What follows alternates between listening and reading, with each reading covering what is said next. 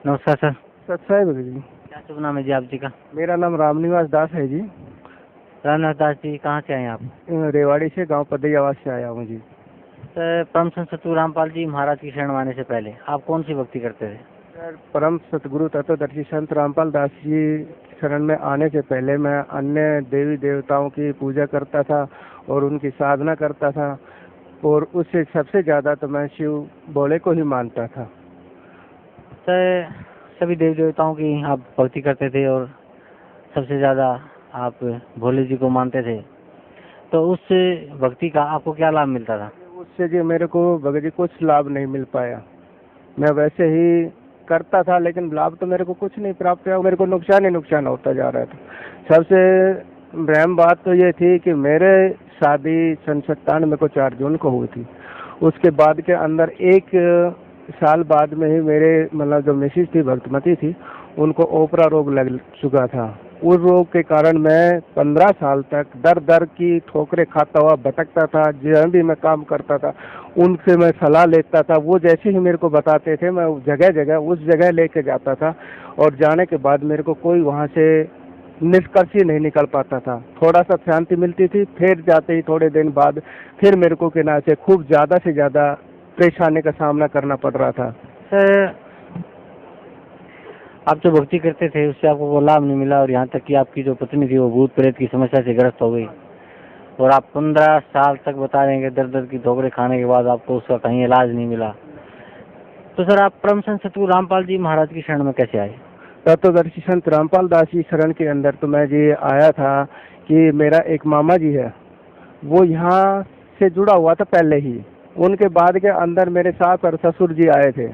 उनको कहने के बाद उन्होंने मेरे को ज्ञान गंगा पुस्तक दी। ज्ञान गंगा उन्हें कहना कि बोले ऐसा है बेटे, इनको पढ़ो, और पढ़ने के बाद आप हमारे गुरु जी के सत्संग सुनो, और सत्संग सुनने के बाद आपका जो रोग लगा हुआ है ये भी ठीक हो जाएगा। उन मेरे से पहले मेरे सास और ससुर में भी ऐसा ही रोग था। उनका भी रोग यहाँ से आने से ठीक हुआ, और मेरे को भी उनको कहा गया। तो मैं को ज्ञान गंगा दी। मैंने 4-5 पृष्ठ उसके पढ़े, और पढ़ने के बाद मेरे को आलकस आने लगे। आलकस लगे, मैंने उसको उठा के ना अलमारी में रख दिया। अलमारी में रखने के बावजूद मैंने कुछ दिन बाद फिर मैंने पढ़ा। फिर मैं टीवी चैनल पर मेरे सास ससुर यहीं से ही सत्संग सुन के हमारे घर पे आए हुए थे। उन्होंने बोला भी ऐसा है बेटे, आप उनमें लगाओ भगत जी, सत्संग लगाओ। मगर जी सत्संग कहाँ आते हैं? बोले साधना चैनल पे लगाओ। हमने साधना चैनल पर सत्संग लगाए। परमपिता परमेश्वर सतगुरु तत्वदर्शी संत रामपाल दास जी महाराज के आए। उन्होंने दंडवत प्रणाम किया, उनके साथ साथ हमें भी दंडवत प्रणाम किया। दंडवत प्रणाम करने के बाद हम करीब महीना 1.5 महीना तक हम सत्संग सुनते रहे। सत्संग सुनने के बाद उन्होंने फिर हमें को कहा, बोलो भगत जी आप आ रहे हो? मको जी हम आएंगे, तरह देखते हैं। हम एक जगह जय बाबा झोपड़ी वालों के से हमारा तक थोड़ा सा विश्वास हो रहा है, तो यहाँ से हमारा रोग का निवारण हो जाता है तो बहुत ही बढ़िया है, वरना तो फिर हमको आना ही पड़ेगा। बोलो तो नहीं, तुम नाम मत लेना, आप सत्संग सुनने के लिए ही आ जाओ। हम यहाँ सत्संग सुनने के लिए आए, तो हम आए, सत्संग सुना। सुनने के बाद हमारे मामा जी कहने लगे दूसरे दिन जब हम सत्संग सुनने के बाद, बोले जी आप नाम दीक्षा ले लो। हमको भी ऐसा है जी, हम नाम दीक्षा कैसे ले सकते हैं? क्योंकि हम शुरू में पहले राधा स्वामी में जाते थे। राधा स्वामी के क्योंकि हमारे अंदर रोम रोम में भरा तक भी 4-5 साल तक तो जाएंगे, तब तो हमारे को नाम मिलेगा। वैसे नाम कौन दे सकता है? और ये तो यहाँ तो पहले दफ़ा में नाम मिल रहा है। सोच लिया, तो हम कहने लगे मेरे को भी ऐसा है जी, मैं अपने इनसे पूछ लेता हूँ, क्योंकि हमें 15-16 साल हो गए हमारी शादी को। हमने एक दफ़ा भी निश्चित फैसला एक जने से नहीं किया, क्योंकि दोनों अगर फैसला करेंगे तो उसको एक दूसरे को दोषी कोई नहीं ठहराएंगे। दोषी ठहराएंगे तो एक को ठहरा सकते हैं, बाकी दोनों को नहीं ठहराएंगे। तो इसलिए हमने कहा, तो भगत में जी कहने लगे, बोलो जी मैं तो नाम ले रही हूँ। मैं को नाम आप ही ले ले। तो मैं तो 16 साल हो गए मेरे को आपके पीछे डोलते डोलते, अगर यहाँ से नाम लेने से ही हमारे दुख का निवारण हो जाता है तो हम भी नाम ले लेते हैं। तो हम दोनों ने नाम ले लिया। नाम लेने के बावजूद यहाँ से हमारी भक्ति स्टार्ट होने शुरू होगी। हम अपने आत्मा से तो भक्ति करने लग गए, लेकिन भक्ति का तो निष्कर्ष वो निकालते हैं, परमपिता परमेश्वर ही बताएंगे कि हम सच्ची भक्ति करते हैं या झूठी भक्ति करते हैं। वो मालिक है, मालिक बताएंगे हमें। सर, परम संत सतगुरु रामपाल जी महाराज से आपने नाम उपदेश लिया, उस भक्ति का आपको क्या लाभ मिला? उस भक्ति से हमें ये लाभ हुआ सबसे पहले तो कि हम यहाँ सत्संग सुन रहे थे। सत्संग सुनते सुनते हमारा एक छोटा बच्चा है, वो हमें यही कहने लगा, बोले कि पापा जी मैं नाम लूँगा, मेरे को नाम दिलाओ आप।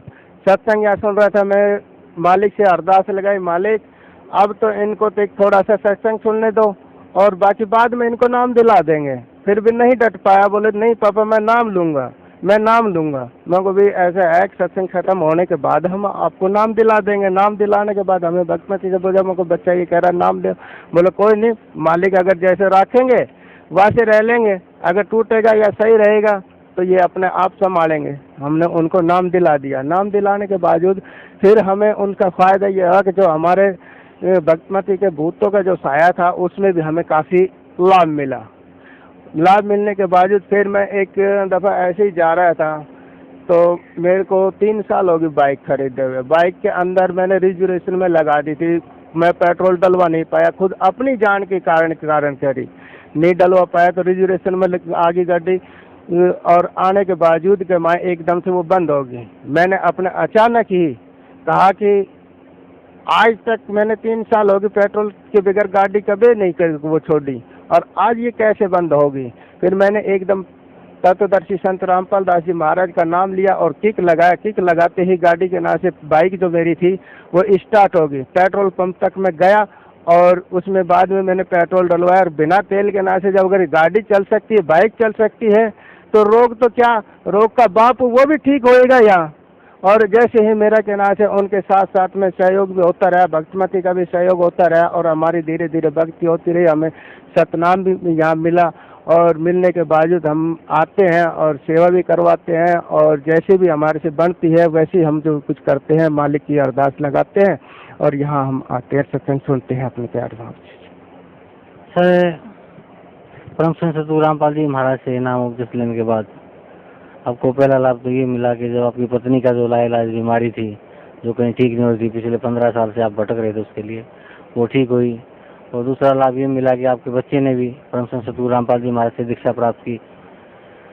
तो सर, परम संत सतगुरु रामपाल जी महाराज से दीक्षा लेने के बाद आपको जो लाभ हुआ, तो भगत समाज को आप क्या संदेश देना चाहते हैं? जी सर, भगत समाज को यही संदेशा देना चाहता हूँ, जितनी हो सकती है उतने जल्दी से जल्दी आओ और यहाँ बरवाला सतलोक आश्रम के अंदर नाम दीक्षा लो और अपना भ्रम मिटाओ और भक्ति करो। और भक्ति करने से अपने ये जीवन मरण का जो रोग लगा हुआ है इस शरीर के अंदर, उस रोग से मुक्त करो। जी धन्यवाद आपका बहुत बहुत।